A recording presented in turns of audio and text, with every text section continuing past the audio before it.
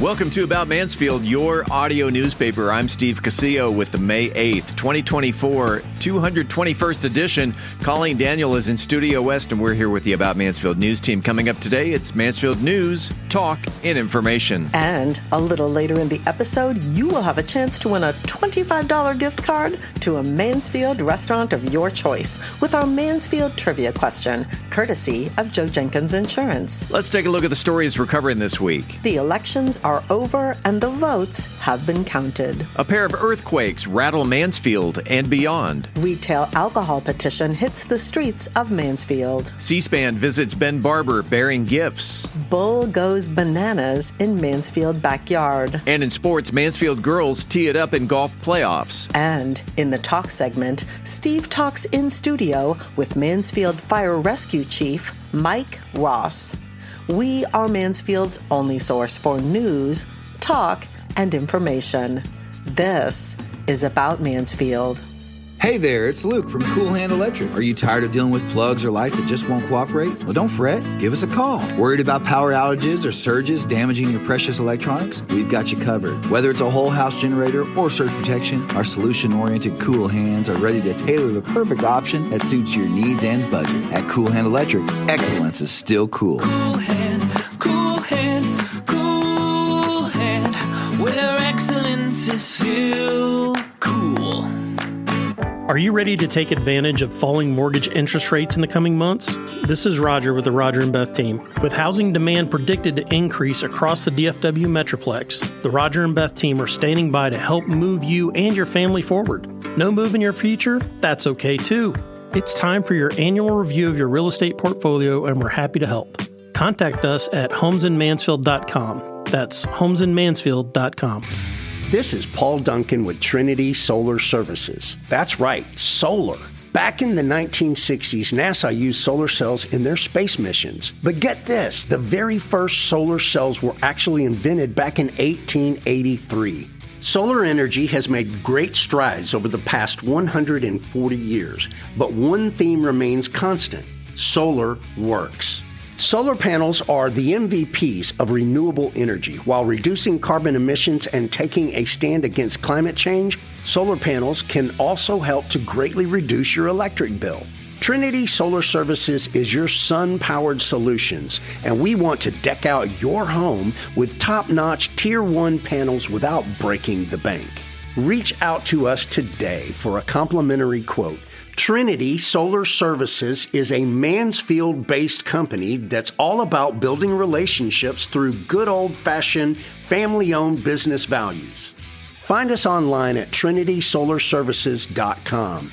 That's trinitysolarservices.com. Hi, this is Mansfield ISD Superintendent Dr. Kimberly Cantu, and you're listening to About Mansfield. This portion of the news is brought to you by the Grandview Event Center in Mansfield. Roughly 10,000 Mansfield area residents took to the polls this election season to vote on 2 school board seats and 5 MISD propositions. Re-elected to place 1 was incumbent Michelle Newsom, who garnered 59.6% of the votes over Matt Herzberg. Elected to place 2 was Dr. Jandal Crutchfield, who took 63.3% over her opponent, Angel Hidalgo, in a heated, often controversial race. Even though deemed an ineligible candidate by the school board, Dr. Hidalgo continued his campaign in hopes of creating a special election in November. In the $777 million proposition, voters passed the big dollar props and passed on the smaller ones. Props A and B, which involve equipment and renovation of school facilities, as well as instructional technology, were passed, while the propositions dealing with stadium renovations, fine arts additions, and phases 2 and 3 of multi-purpose athletic complexes all failed. The votes will be canvassed and made official at the next general school board meeting. And Colleen, each of the 4 school board candidates took to social media over the weekend to release statements regarding their respective races. Matt Herzberg wrote, quote, "While I would have loved to have served the entire community as a trustee, I am proud of the race we all ran together and proud of the way we did it. Congratulations to Michelle Newsom on a race well run," unquote. Herzberg's opponent, Michelle Newsom, followed up with a statement on Sunday that said, quote, I am excited for this next term and I look forward to continue working hard for Mansfield ISD. I also want to say thank you to Matt Herzberg for running a formidable campaign and look forward to working together to continue our support for MISD students, parents, and staff. Congratulations to Dr. Jandel Crutchfield on her victory, unquote. In a statement released Sunday, Dr. Crutchfield wrote, throughout this campaign, I have been able to get to know and witness even more of the strong spirit that we have in this district. I hope to ensure this strength reaches every corner of the district. I am so thankful to the Mansfield ISD community for its trust, and I promise to be a leader that sees our people as our strength. We are stronger together, unquote. And finally, Dr. Hidalgo released a statement on Saturday evening conceding the election, which said, quote, my campaign ends tonight. Starting now, I want to continue to dedicate myself to my passion, which is being an educator. I am not a politician. I am an educator. While running for this position, I quickly learned that it became more politicized than student needs focused. Unquote. The U.S. Geological Survey confirmed 2 earthquakes that were felt in the Mansfield area Wednesday afternoon. The epicenter of the first quake, measuring 3.0 at 1:03 p.m., was located near FM 917 and County Road 610 just south of Lillian. The subsequent tremor, a 3.2 at 1:09 p.m., was centered about 3/4 of a mile to the east of the initial temblor. The city of Mansfield has not received any reports of damage or injury. If you were out and about this past weekend, you may have come across a small group of petition workers looking to gather enough valid voter signatures to put an initiative on an upcoming ballot to legalize the sale of retail alcohol in Mansfield. After all the legalese, the petition simply states, to legalize sale of all alcoholic beverages for off-premise consumption only, which refers to the over-the-counter sale of bottled spirits in stores such as Specs or Total Wine. The campaign is spearheaded by Texas Petition Solutions out of Buda, Texas, whose published list of clients includes 7-Eleven, H-E-B, Kroger, and Walmart.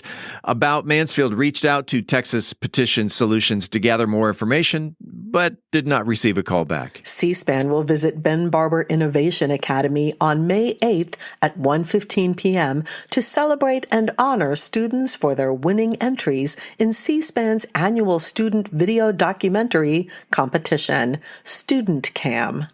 A C-SPAN and Spectrum representative will join the community in recognizing the students at an assembly of classmates, teachers, and elected officials. Ben Barber 11th graders Drew Lindsay and John Wells won second prize and $1,500 for their video, The Greatest Competitor, about United States and China relations. 10th graders Bright Evby, Addison Richard, and Cameron Brown won third prize and $750 for their documentary, What is Wrong with Our Food? About obesity and health. Seniors Stanley Knight, Thomas Kariuki, and Paige Fassett won honorable mention and $250 for their documentary, What is Entrepreneurship? And juniors Claire Klein, Rachel Fornero, and Naomi Spence won honorable mention and $250 for their documentary, Fostering Change in America, about the foster care system. Over 3,200 students from across the country participated in the contest. C-SPAN received over 1,600 entries from 42 states and Washington, D.C. And finally, a quirky incident unfolded Wednesday night, delighting Mansfield resident LaToya Keeling when an unexpected visitor peered through her back window. The surprise guest?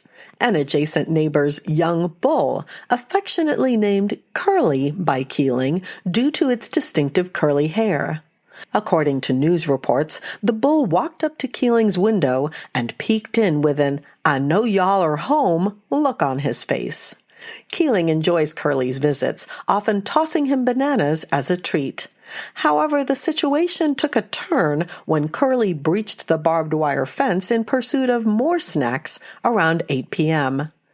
Despite the backyard being elevated above the pasture, Curly managed to ascend through the fence, prompting Keeling to call the police non-emergency line for assistance. Mansfield officers Barlett, Ortiz, and Stevens arrived and encountered the playful bull as Curly nudged them and playfully resisted. After some light-hearted moments, the officers safely guided Curly back to the pasture, ensuring no harm came to either the bull or the community. Bulls love bananas. Who knew? Mansfield girl golfers are trying to make a statement, and we'll talk about it because sports is next. Are you ready to create unforgettable memories? Picture this: an enchanting event venue nestled amidst breathtaking landscapes with panoramic views right here in Mansfield. The Grandview Event Center is the perfect setting to bring your vision to life. From intimate gatherings to large-scale extravaganzas, the Grandview has flexible spaces to accommodate any occasion, be it a wedding reception, corporate Christmas party, or community gathering. Book your next unforgettable experience at thegrandviewmansfield.com. That's thegrandviewmansfield.com. The Grandview Event Center, where memories are made and dreams become reality. Book your event today. I'm Philip Washington, Chief Investment Officer of Stonehill Wealth Management and host of the Wealth Building Made Simple podcast. First book I read in college was Rich Dad, Poor Dad, and it changed my life. And since then, I've read tons and tons of books on money. And what I've done is taken those lessons, simplified them, and I talk about those lessons on my podcast, Wealth Building Made Simple. So come hang out with us. We're on every major platform, Apple Podcasts, Spotify, and on YouTube, Wealth Building Made Simple. In sports, we head to White Wing Golf Club in Georgetown as Monday was day one of the 6A Girls Golf State Championship. And as of this recording, the Mansfield High girls were in 9th place as a team. Senior Lauren Madsen posted the lowest score of the day for the Lady Tigers on Monday, ending the day with 2 over 74. Starting the round on the 10th hole, Madsen was 2 under par after the first 7 holes when she bogeyed 17 and double bogeyed her 9th hole, number 18, a 458-yard par 5. After the turn, Madsen gained momentum again with birdies on numbers 1 and 3, but bogeyed 3 of her final 6 holes. You can follow the Lady Tigers' progress by going to our website, aboutmansfield.com, and clicking on the links tab.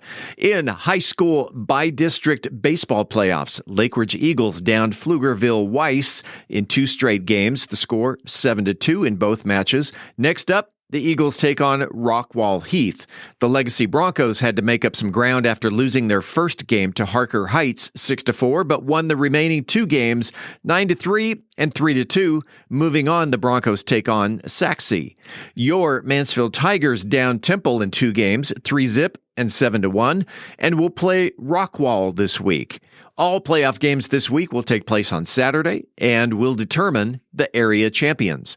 And in track and field, Mansfield High sophomore Zion Robinson proved to be one of the state's best high school high jumpers as he tied for first place in the state competition Saturday morning with a jump of 6 feet 8 inches. If you have a comment about the show, the news, whatever's on your mind locally, the good, the bad, the ugly, doesn't matter. You can reach us by voicemail at 817-435-2938. We have a couple of program notes. About Mansfield is a proud sponsor of the upcoming Nightcap Networking and Tours event taking place on Friday evening, 5 to 7 p.m.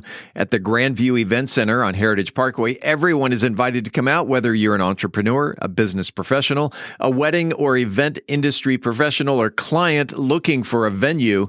There will be a nightcap, including light bites and a trucker hat patch party. You will have the opportunity to not only see the Grandview Event Center, but also be able to network and meet the Grandview's new management team, Michelle and Chelsea. We'll see you there. Drinks and food are complimentary, but you do have to be 21 years of age or older to attend this event. And by the way, if you think you have what it takes to fill my shoes, I'm taking off the last week in June. So if you would like to have a shot at guest hosting this podcast, doing what I'm doing right now, send me an email with a 60-second audio audition of you reading the news to info@aboutmansfield.com. Again, email info at aboutmansfield.com. We will be choosing my guest host replacement in the next couple of weeks. Just in case you need a reminder, this coming Sunday, May 12th, is Mother's Day, a day for celebrating mothers and showering them with gifts and treats. It was Anna Maria Jarvis who created Mother's Day in America back in 1908. But it was made into an official holiday in 1914. Mother's Day is celebrated all across the globe, including in Australia, Canada, and India. Some countries, such as the United Kingdom, celebrate it at a different time of the year. The tradition of gifting mothers on this holiday has prevailed, and people treat their mothers to flowers, chocolates, jewelry, even spa visits. Most people will also take their mothers out for dinner, making it one of the busiest days for restaurants in America. Cards have also become a huge part of Mother's Day, with card companies selling cards with lovely Mother's Day quotes. And due to this, the holiday has become the third largest day for card sending in the country, with 113 million cards being sent, and 25% of all flower sales occur on Mother's Day. And here's a fun fact. Mother's Day is always observed on a Sunday, which makes it one of the most popular church-going days in America. So to all the Mansfield moms, this Sunday, happy Mother's Day. Coming up after the break, we turn the page to the features section. Changing the way you handle stress. I'm Angel Biasatti, and you'll hear more with Methodist Mansfield News to Know. Does landscaping really matter when you are going to sell?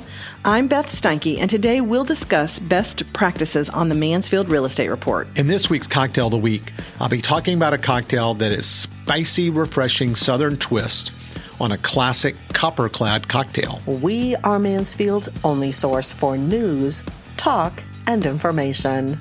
I'm Colleen Daniel, and this is About Mansfield. This portion of the news was brought to you by the Grandview Event Center in Mansfield.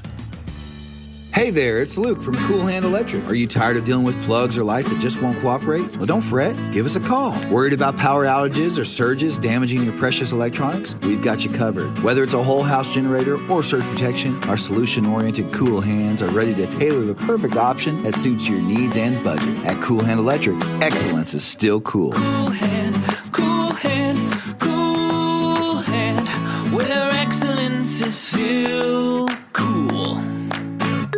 At Methodist Mansfield Medical Center, we've been caring for our home team for over 15 years. Today, you'll find award-winning physicians on the medical staff, advanced neurosurgery, a Level 3 trauma center, critical care for newborns, and comprehensive orthopedic care. Methodist Mansfield, delivering the care our friends, neighbors, and home team depend on. That's community, and why so many people trust Methodist. Congratulations to Tamara King, who knew that Julian Field and his wife Henrietta operated the first hotel in Mansfield, an inn on Broad Street in the 1860s and 1870s.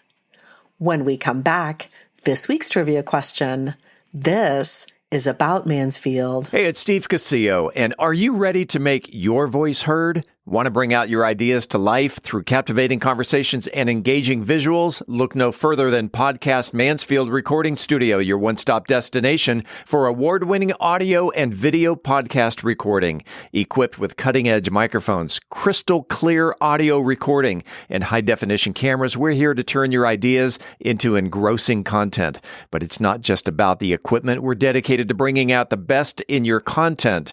Whether you're a seasoned pro or just starting out, we're here to elevate your podcasting game. We'll even help you with intro music, transitions, voiceover, and that professional polish that sets your podcast apart. So whether you're into interviews, storytelling, or simply sharing your expertise, Podcast Mansfield can help bring your podcasting dreams to life. Visit podcastmansfield.com. Podcast Mansfield, where creating your podcast masterpiece has never been easier. Hi, this is Joe Jenkins with Joe Jenkins Farmers Insurance, specializing in auto, home, commercial, and life insurance.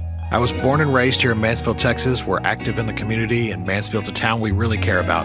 Our office has over 30 years experience in the insurance industry, and we're passionate about what we do and about customer service. For a free quote, please visit our website at joejenkinsinsurance.com or give us a call at 817-472-6058. Once again, that website is joejenkinsinsurance.com. It is time, right here, right now, for the highly coveted, wildly popular About Mansfield Trivia Question. If you are the first person to email the correct answer to trivia@aboutmansfield.com, you will receive a $25 gift card to a Mansfield restaurant of your choice. It's brought to you by Joe Jenkins Insurance. Whether you're looking for homeowners, auto, commercial, or any other type of insurance, Joe has helped Mansfield area residents understand the insurance coverage that best fit their needs since 2010. And you can find him on the internet at joejenkinsinsurance.com. I've mentioned this before. I'll mention it again. Not everyone wins on a Wednesday, so if you're hearing this podcast on Thursday, Friday, Saturday, whenever, give it a shot. You may be taking home a $25 restaurant gift card. Colleen, it's your turn. Well, Steve, it was Benjamin Franklin who appointed the first Postmaster General in 1775, and thus the U.S. Postal Service was born. This week's trivia question is, in what year did the first post office in Mansfield open? Email your answer to trivia@aboutmansfield.com. Again, in what year did the first post office in Mansfield open? Good luck, and thanks to Joe Jenkins Insurance for the gift card. Hi, I'm Dr. Joseph Adams, and you're listening to About Mansfield. Welcome back to About Mansfield, your audio newspaper. Let's open up the features section. Angel Biasatti is here with details on changing how you deal with stress in Methodist Mansfield News to Know. Angel? Have you ever thought about turning your stress into a fun challenge rather than a daunting task that wears you out? Yes, you heard it right. There are a few yet effective ways to become less stressed, all while keeping your spirits high. It's called Stress Detective. Can you spot your stress triggers? Whether it's avoiding tasks, constantly complaining, obsessing over details, or doubting yourself, identifying these stress signals is like finding clues to a mystery. And remember, we are in control of our thoughts. Engage your stress like you would a challenging workout. Get an objective view of those stressors, take some fun breaks, and give yourself a high five for every small win or task checked off your list. Respond to stress with a smile, and you'll see how it loses its power over you. Take a dive into stress sculpting. Mold your priorities like a sculpture, creating a masterpiece. Reschedule if you need to. Shape those tasks to fit your timeline. Got some extra details? Trim or delegate those to others who can help you out. Remember, it's all about creating a balance and a beautiful piece of art. Build your support network by connecting with others who lift you up. Share laughs, swap stories, and lean on each other during challenging times. A strong support system is like a cheat sheet for managing stress. There you have it. Stress management doesn't have to be a chore. It can be fun and a rewarding adventure. By playing Stress Detective, engage with stress healthier, mastering stress sculpting, and build your connection cards. You'll be on your way to becoming a less stressed person in no time. Remember, a little fun goes a long way in caring for yourself and others. Stay compassionate and keep leading with heart. Stress is just desserts spelled backwards. I'm Angel Biasatti reporting for the About Mansfield podcast. Realtor Beth Steinke talks about the importance of landscaping in the Mansfield real estate market update. Beth? So, yard work really isn't your thing. That's okay. It's not really my thing either. We can't all be good at all the things. But how important is a nicely landscaped home when you sell? The short answer, it depends. What do I mean by that? Buyer demand, aka the market, will always dictate whether or not something needs to be addressed before you list. You've heard me say it before, if it's broken, fix it. But does the same apply to a weedy lawn or a rickety fence? When home inventory levels are low, buyers will tend to overlook an unkempt yard far more than they will when they have many choices. There is a strong correlation between the inventory levels, aka buyer demand, and whether or not you can skimp on the extra effort on the yard. The same reason you never ripped out all that crabgrass and resodded is the same thing that's going through the buyer's mind. It's time-consuming, back-breaking work. Or it's expensive. Or both. That broken sprinkler system was no big deal, you figured. You could use a manual water hose to keep the grass green in the summer. Except you didn't, and now it's a thorny, patchy, dry wasteland turning off buyers. Some will drive by and never request to see the inside. Some will pull up and say, no, let's skip this one. I know it's a huge ordeal to dig up the sprinkler system and find that solenoid that isn't working, but letting these things go creates a domino effect that a few years later, when it's time to sell, could cost you buyers, money, and time. The psychology works like this. You have about 8 seconds to make that first impression with a buyer.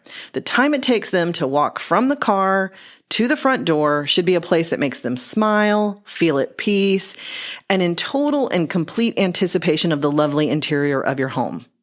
Your front yard should not be a place that makes them feel uneasy or stress them out. Here are my top recommendations. Number 1, work on the grass. Healthy grass tends to keep the weeds at bay. Resod long before you need to sell. Number 2, fresh mulch in the flower beds for a well-manicured look.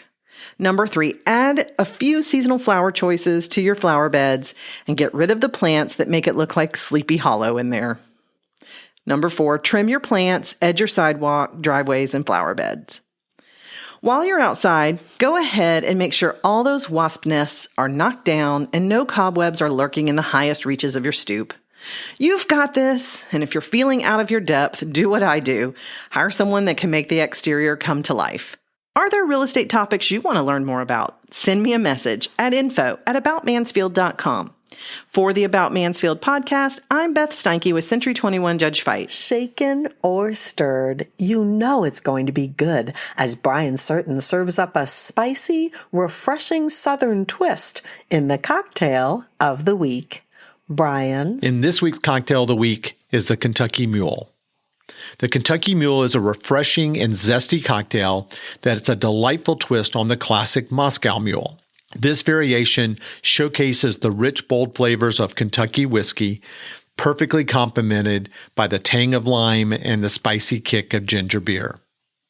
The origins of the Kentucky Mule can be traced back to the early 1940s when the original Moscow Mule was invented. The Moscow Mule, a combination of vodka, ginger beer, and lime, was created by 3 enterprising individuals: John G. Martin, a spirits distributor, Jack Morgan, the owner of the Cock and Bull Pub in Los Angeles, and Sophie Berezinski, a Russian immigrant who had a surplus of copper mugs made from her family's copper factory in Russia. The trio's ingenious marketing strategy, which involved selling the cocktail in a distinctive copper mug, helped popularize the Moscow Mule across the United States. As the drink gained fame, bartenders and cocktail enthusiasts began experimenting with variations, substituting different base spirits for vodka. The Kentucky Mule emerged as a natural evolution of the Moscow Mule, with bourbon taking center stage. By incorporating bourbon into the Mule formula, the Kentucky Mule pays homage to the state's distilling heritage and offering a unique twist on the beloved classic. The combination of bourbon, ginger beer, and lime creates a harmonious balance of flavors.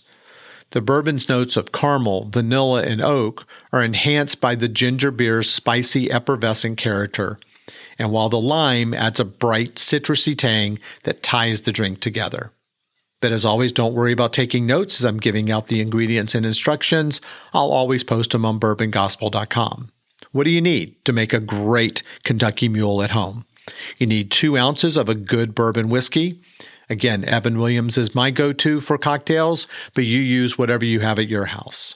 You need a ½ ounce of fresh lime juice and 4 to 5 ounces of ginger beer.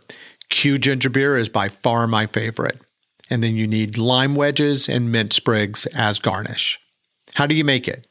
First, you're going to fill a copper mug, much like the Moscow Mule, or a highball glass with ice.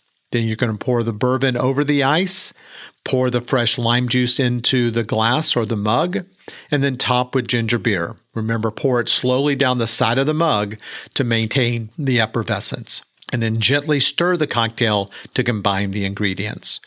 Garnish with a lime wedge and a mint sprig if you like, and then serve it immediately to enjoy the perfect balance of bourbon, ginger, and lime. As you savor your Kentucky Mule at home, take time and a moment to appreciate the craftsmanship and the history behind the bourbon that forms the drink's foundation.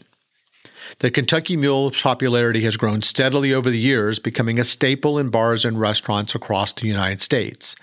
Its appeal lies not only in the delicious taste, but also in the versatility. The cocktail can be enjoyed year-round, offering a refreshing respite on a hot summer day or a cozy, spicy warmth on a chilly evening. Variations of the Kentucky Mule have also emerged, showcased by the creativity and experimentation of bartenders and cocktail enthusiasts. Some recipes call for the addition of fresh herbs like basil or thyme, while others incorporate other syrups and bitters to add depth and complexity to the drink. As the craft cocktail movement continues to thrive, the Kentucky Mule has secured its place as a beloved classic with a distinctly Southern twist. Its combination of bold bourbon, spicy ginger, and tangy lime has captivated the taste buds of cocktail lovers around the world. And as you raise your copper mug, take a minute to toast the rich history and the tradition behind the Kentucky Mule.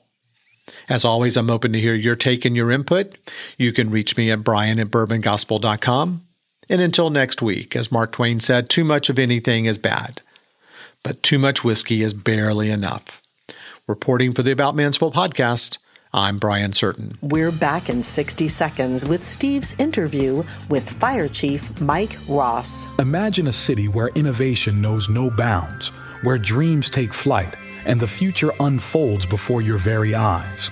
Welcome to Mansfield, a beacon of growth and a testament to vision. In the heart of Mansfield, a remarkable transformation is underway. But it's not just about the physical landscape.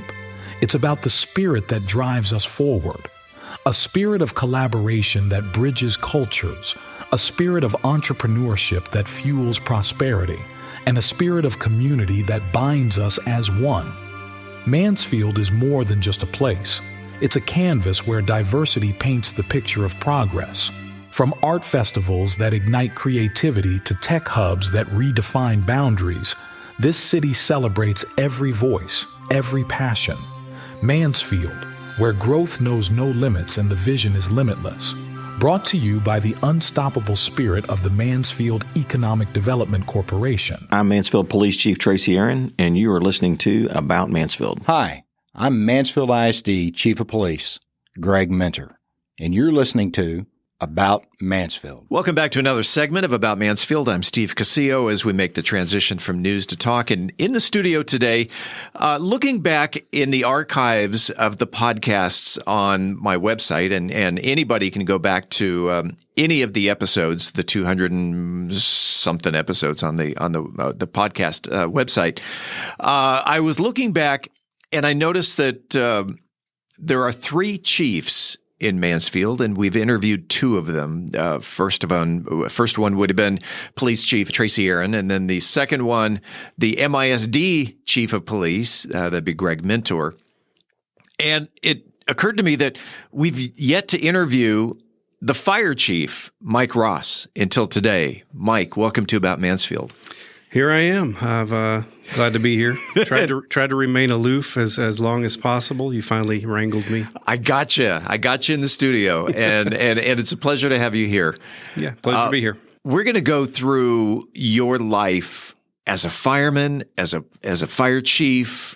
But first, we want to go back and let's find out about Mike Ross, the kid. Where are you from? Sure. Well, I grew up, born and raised in Odessa, Texas. So West Texas kid, grew up in the oil patch area. I ended up going to Permian High School. Mojo, I don't know if you're familiar with that movie, Friday Night Lights. I'm not from around here. High school football. Wrote a book about it, movie. Yeah. Friday Night Lights, yes. Right. I'm very, very familiar with that. But yeah, so I grew up with, the kind of ideals that are, put into a kid from West Texas. You work hard, you do what you can to, make a living for your family, and you try to always, better yourself, put yourself in a better spot. You're in the oil capital, really, of Texas. Did you ever think that you would be working the oil rigs, or you were looking for a way to get out? I was looking for a way to get out, but there was a time, this was before I decided to jump into the fire academy. I remember needing a job. I found myself in a spot, and when I was young, I needed a job. And, in Odessa, Midland area, if you needed a job, you went to the oil field. That's just how it was. So I called a number out of the newspaper. Back then, the newspaper was still where you went to look for jobs. Yeah. And there was somebody wanting to hire roughnecks, no experience necessary. All I had to have was a hard hat and some steel-toe boots. So I called the number. They said, we'll be at your house to pick you up at 4 a.m. Be ready. Wow. 4 a.m. came by, and I was laying there in bed, nervous. I was like, I can't do this. So they knocked on the door. I let them knock on the door. They knocked on the door again, let them knock on the door, and then they took off. So that was as close as I got to working, actual oil field work. You never worked in the fields? No, never did. You mentioned Permian High School. What's the mascot of the Permian High School? Oh, the Panther. The Panther. Yeah, Permian Panthers. They have a good football team back when you were in high school? Yeah. Whenever I was in high school, they had just, within a couple of years had won the state title. Oh, nice. And I don't know that they've done anything since. I really stopped following, my high school since I got out of there. But I think they still have a good following.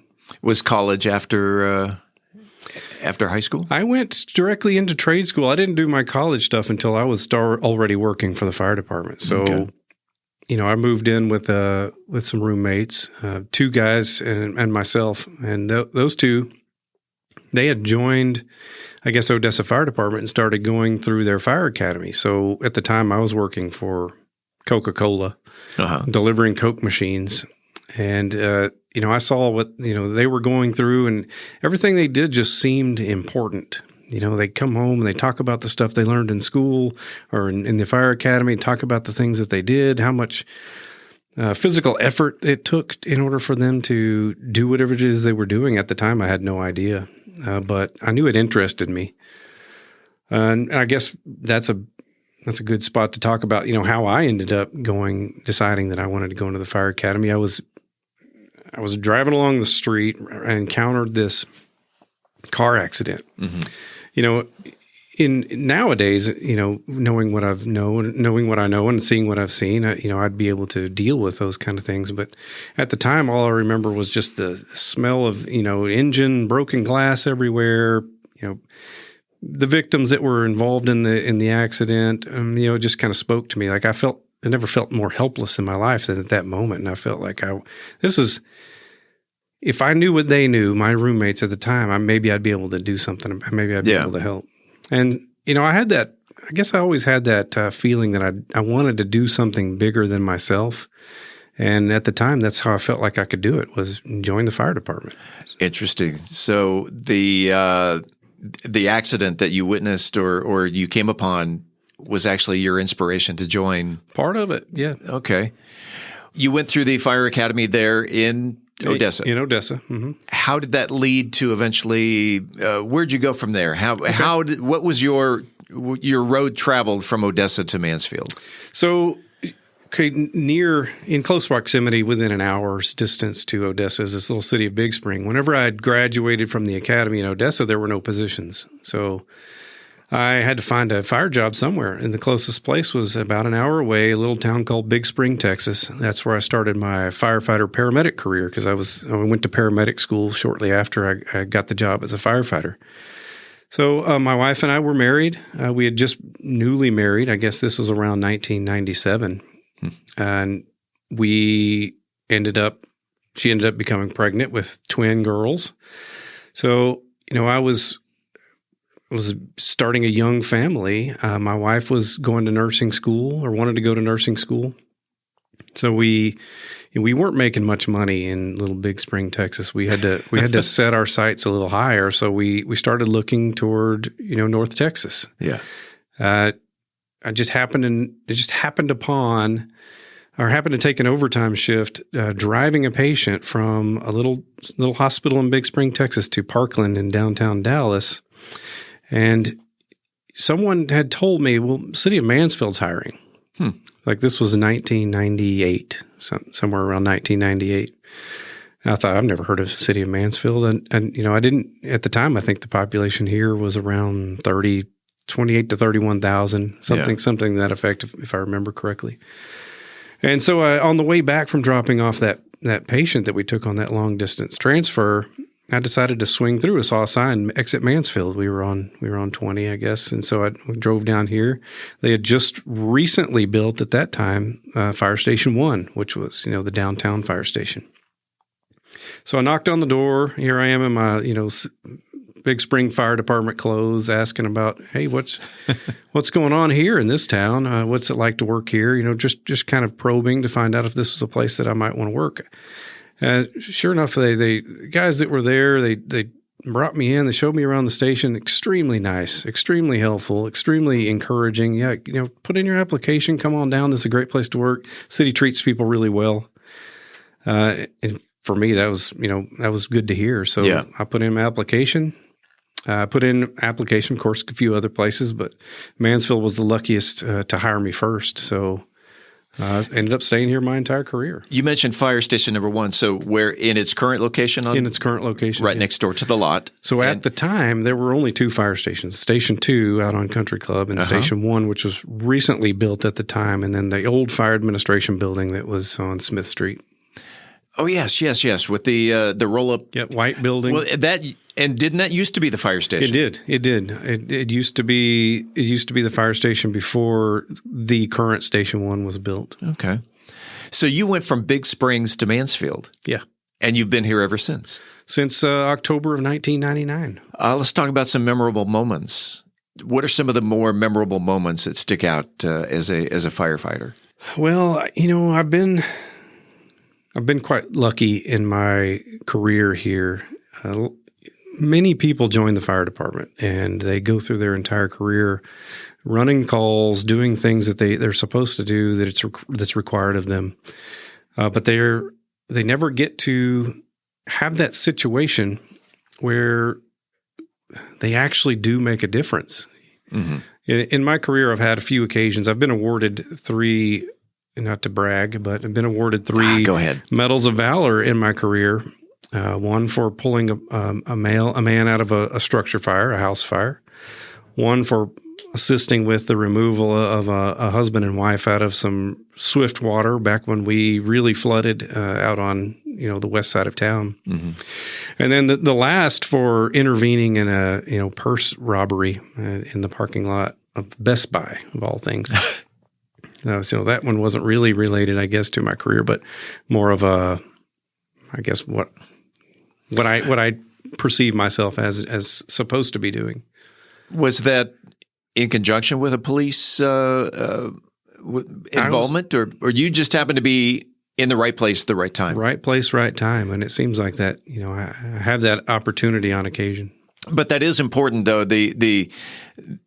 The teamwork that happens between the police and the fire department, that whether it's a fire incident or a school shooting, both involve police and fire, and talk about how the teamwork works between the 2 departments. Absolutely. I mean, there's some kinship there, and definitely a teamwork aspect. I think Chief Aaron and I, Chief Tracy Aaron, the police chief, and we try to make a concerted effort to really integrate our complete different departments together in as many ways as possible, whether that be having fire department personnel on their crisis intervention team, or having our paramedics in there as tactical medics on the SWAT team, having some of their investigators help us investigate fires in the case of arson. So there's a lot of little handshakes there that we try to encourage, so that we are together as much as possible, and we encourage that teamwork. I think police and fire lately, I think we're stronger than we've ever been as far as the bond between us. I mean, I feel like that's important because we're both out there trying our best to serve the public, to the best of our abilities. And if we're getting in each other's way, we're not helping each other. Is there any razzing going on that the firefighters are working 24-hour shifts where the police officers are working 8-hour shifts? I think, we endure. Well, not me. I won't. Yeah. I retired my recliner a long time ago, but we endure a lot of that razzing as far as, all they do is sit around the station, watch TV. Well, we're going to talk about fire station life. Okay. Well, why not? I know because I'm a graduate of the Mansfield University. If I recall, it was class number 1. And so fire station life, there are 3 shifts, A, B, and C? Correct. Whew, I paid attention. Talk about the different shifts, though. How long are the shifts, and do they overlap? And describe the shift to our listeners. Since University number 1 graduated, we've probably changed our shift schedule since then. Okay. So we still have A, B, and C, three distinct shifts. They have 3 distinct personalities as well, depending upon who the battalion chief is. The battalion chief leads that particular shift, so there will be one chief for A, one chief for B, one chief for C. That's that intermediate level. We've changed from 24/48 to 48/96 shifts. So they're on shift complete for 48 hours, and then they go home for 4 days. Which 2 days on, 4 days off. 2 days on, 4 days off. Wow. It was a pretty big change for us. There was a lot of reasons that went into it. For one, when we talk about recruiting efforts, these days it's difficult to find recruits, people that want to be firefighters, want to be paramedics, and they want to do that as their career. And in my day, I competed against 200 people putting in applications for one position. Now, we're hoping to get 50 or 20 for an open position. So the crowd is just not out there as much. So we have to cast our net a little bit wider, and doing so means that people are driving from farther away. So if we can make it to where their drive is worthwhile, where they drive a couple hours and they get here, and then they can work for 48 hours before they have to go back home and tend to the needs of their family. That's part of it. Right. The other part of it is we found that there was a lot of duplication of effort every single day at 7 a.m. when shift change would happen on 24-hour shifts. The firefighters would arrive, they check their trucks, they do all their stuff, they pull them out on the pad, they run small engines, they do all these things in preparation of the day's work to make sure everything is operational just like it should be. So what we're finding is by cutting that in half, say going same shift going on shift for 48 hours rather than 24, the engines are being ran half as much, the trucks are being pulled out and ran half as much, using, conceivably half as much fuel, making half as many trips to do whatever. And that also leaves, once they do a lot of their primary work on that first shift, that leaves a whole second day that they really focus on some crew level training. So that gives us some more opportunities there to hone our skills. The one thing that I remember from the learning about the shifts is that you now know your schedule for the entire year. Yeah, true. You're 2 days on, you're 4 days off, and that is the way it's going to be. So you're working Monday and Tuesday. You have got Wednesday, Thursday, Friday, Saturday off. The next week, you're starting Sunday, Monday with the next 4 days off. And that's the way it goes through the entire year. So you may or you may not be working Christmas Day, Thanksgiving Day, but that also helps with taking 4-day vacations, getting stuff done around the house that takes more than a day. True. Talk about a typical day of a firefighter. Okay, so shift change for us is 0700. So on their A shift, A1, A2 is what we'll call it. We call one 24-hour shift or 1 24-hour day a shift, and then the 2 combined as a tour. That's our internal I guess, definition of what that two days represents. Their day starts at 0700. They arrive to do quick handoff, basically, with the crew that's going home. So they've been there for 48 hours, and they're going to do a little shift change and find out, if there's drugs that are out of stock, if there's hose that's been deployed that is waiting to be cleaned, if there's some particular call of interest, if there's a particular structure like a business or something they've placed on fire watch, meaning that their fire alarm is out of service temporarily.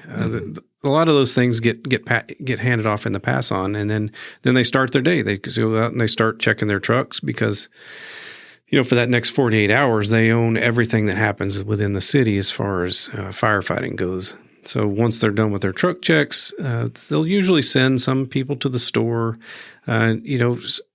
to buy groceries for the next 2 days so they can cook lunch and dinner. Some people think that the city pays for that, and they don't. The guys chip in every day. I don't know it depends on the shift, what they pay into their kitty, but they pay for all that stuff on their own. Just something that, I've been asked on multiple occasions. I did not know that. How many people are on a shift?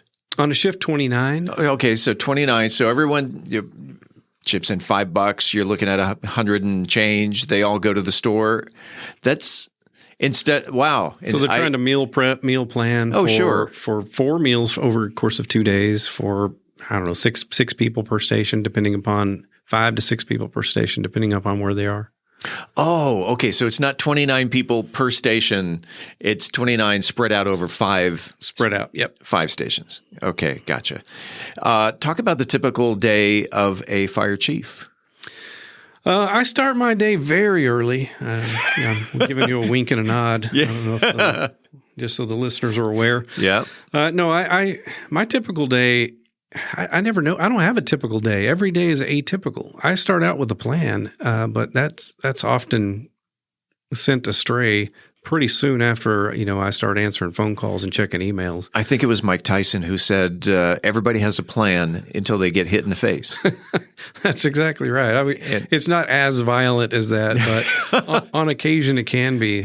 Every day I'm presented with some new piece of information that directs me or sends me off on another trajectory. So my typical day would start with me checking emails, making sure that, I'm not missing anything. I want to do a check-in with my operations guys, with my administration guys, make sure find out if there's anything that I can provide to them that's going to make it easier for them to do their job, especially for the people online. I want them to have everything at their disposal that they can if whatever arises. We're an all hazards department, meaning that, since the 1970s, we haven't just fought fire. Right. I mean, we respond to everything, hazardous materials spills. We respond to bomb threats. We respond to, EMS calls, car wrecks, whatever it might be. You respond to cats and trees. We still do that. Yeah. And have you ever personally rescued a cat from a tree? I have pulled a kitten down off of a branch, but most of the time, as you get closer to them, they just jump. So is it more of a community service, a goodwill ambassador type situation when you're going to rescue a cat from a tree? Because they go up just as easily as they come down, don't they? Or I meant that they come down just as easily as they go up. I mean, the joke is, and it may be a little insensitive, but you never see any cat skeletons in trees. Exactly, I've heard that, so it seems to me it would be more of a goodwill gesture. Hey, we're going to come out. We'll rescue your cat, but because it makes us look good in the community. Yeah, well, our reason for being here is to serve the community, and in whatever capability or aspect that may be at the time. If someone was concerned enough to call us, then we're going to be concerned enough to respond and do what we can to try to mitigate the situation, even if it's a cat in a tree. We'll do our best. I think I know the answer to this question, but I'm going to ask it anyways. What's the most unusual animal that's been rescued by the Mansfield Fire Department? It may have been a couple of years ago, and I may even have pictures of this in my phone, but there was a baby deer that we pulled out of a drainage culvert. And that wasn't too long. It was within a housing addition, as a matter of fact. So it's just strange to find him there. I do remember that. That was within, well, we've been doing the podcast for 4 years, and we reported on that story. So it was definitely within the last 4 years, but up by close to Ben Barber High School, if I recall. Yeah, that vicinity. I don't remember exactly where that was. The deer in the storm drain. Yep. Let's talk about career advice. Someone coming up, he's maybe in high school, and he's thinking about going into being a firefighter. What's your advice to that person? Okay, well, it's not a job for everyone, but if you have that, I think at that point in your life, you're going to have an idea of whether or not you have an inkling to help someone or not, and by then certainly you'd have a passion to serve a higher something, whatever that may be. College is an option, sure. But also, you can make a pretty darn good living and have a pretty darn good life being a firefighter and a paramedic. And there's plenty of opportunity to promote. There's plenty of opportunity to experience, that what we consider brotherhood, having to care for people and other people care for you and, rely on one another. There's certain jobs, there's certain things out there like military service that you can get a great deal of that. For one of the things that I hear most often from previous vets that come and work for our department is that they've been missing that. That was a big part of what they enjoyed in the military, and they get out of the military and they take a job in, the private sector, and they just don't get that feeling like they belong. The structure, yeah. And we offer that to them. I think PD can do the same thing for some. But I've had a fantastic career. I mean, I say that like I'm getting into my the Are ending you getting years, ready to retire? Do you have something to tell us? No. Breaking news. Joe Smolinski, if you're listening to this, that is no. And he does listen. But I am approaching 25 years in the city. So wow, nice. And I have to say, for that new person, I want them to know that this is a very worthwhile job. You're going to go home sometimes feeling like you just conquered the world. On the other hand, you're going to go home sometimes feeling like you've got some things to learn. And it's a challenge throughout your entire career, and I think that's important. And back to the career advice, firefighting and being an EMT, it's not just a guy thing. There are women. Do any women? Do any women work in the Mansfield Fire Department? Yes, we have. We only have one female firefighter paramedic at this moment. That's not to say that we our doors are open, and we want as many people that are interested in the fire service as possible to come in and take our test, see what we're about. We always have the Citizens Fire Academy stuff. If there's potential out there for someone to want to come along and check out the fire department, stop by the fire station, ask some questions, by all means, please. They enjoy that. They enjoy answering questions. You mentioned the Citizens Fire Academy. There's the Citizens Police Academy, the Citizens Fire Academy. There's also then, as we mentioned earlier, the MIME University, which gives you a general view of what the city does. But yeah, if you want to know about the nuts and bolts of the fire department, the Mansfield Fire Alumni Academy, help me out with that. Mansfield Fire Department, Citizens Fire Academy. I don't know what that acronym is, but the people who do graduate from that are the Alumni Association. So gotcha. And the Alumni Association actually plays a big role in our department. They train up a few of their members to, if we catch a fire, a structure fire, or a long duration event, they are trained to drive some of our apparatus to the incident scene that will allow us to refill air bottles, provide a rehab setup for us with cold water, ice, chairs, some sort of shade structure. So they are a very important tool for the fire department. Just like the police department has their academy, the alumni association that go out and do some traffic control and for big events. The Rock and Forth, for example. Yes, they do. They are very instrumental in helping police with that. We're talking with Mansfield Fire Chief Mike Ross, and you can hear part 2 of said interview next week. In the meantime, this is the place where you will hear the latest Mansfield news, talk, and information. Until then, don't forget to like, follow, subscribe, share, love, or support this podcast if you haven't already so you never miss an episode. It's free and it's easy. Head on over to our website, aboutmansfield.com. Right there on the homepage, enter your email address on the website. You never, ever will receive spam from us. We promise. About Mansfield is recorded at Podcast Mansfield Recording Studio. Hosts Steve Casillo and Colleen Daniel. Moment with the Mayor feature Michael Evans. Methodist Mansfield News to Know, Angel Biasatti. Mansfield Real Estate Market Update, Beth Steinke. Cultural Arts Calendar, Tim Roberts. Cocktail of the Week, Brian Certain.